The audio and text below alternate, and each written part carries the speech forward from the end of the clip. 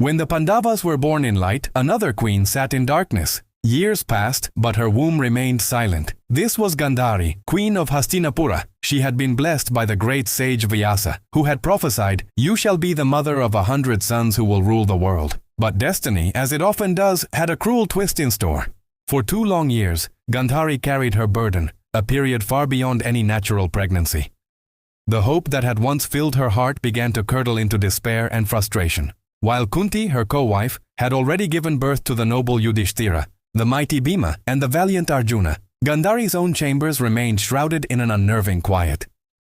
The days turned into months, and the months bled into an agonizing stretch of 2 years. The weight of her unfulfilled promise, the pressure of a kingdom awaiting its heirs, and the silent ticking of time all bore down on her. Finally, driven by a surge of unbearable frustration and pain, she struck her own stomach in a desperate act. The kingdom held its breath, hoping this was the moment of release, the moment of birth. When at last the pain broke, what emerged was not a child, not the 100 sons she was promised, but a cold, lifeless mass of flesh. A wave of horror washed over the palace. The servants cried out in dismay. The elder statesman, the wise Bhishma, and the righteous Vidura could only watch in stunned silence. The king, Dhritarashtra, blind and now heirless, was rendered speechless by the tragedy. His queen, Gandhari, wept uncontrollably, her faith shattered. Her blessing had turned into a curse. But just as all hope seemed lost, the sage who had made the prophecy, the great Vyasa, returned. His presence filled the desolate chamber. With a voice that echoed with ancient wisdom, he spoke, "Do not despair, O queen. My words can never be untrue. From this very seed shall rise 100 sons and a daughter." He then instructed the servants to fetch 101 pots filled with clarified butter, or ghee. With divine knowledge, he meticulously divided the lump of flesh into 101 small pieces. Each piece was carefully placed into a pot. These pots were then buried deep beneath the earth, tended with sacred mantras and a controlled fire, a process that would mimic the warmth and nourishment of a mother's womb for 2 more years. The fate of the Kuru dynasty now lay sealed in clay, buried and waiting.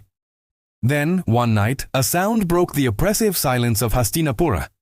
It was not a gentle coo, but a harsh, jarring cry that echoed through the palace walls, a cry that seemed to carry the very fury of the storm that raged outside. The moon, it is said, turned a blood-red hue. From the first pot emerged a baby. This was Duryodhana, the firstborn of Gandhari and Dhritarashtra. But his arrival brought no joy, only a chilling sense of foreboding.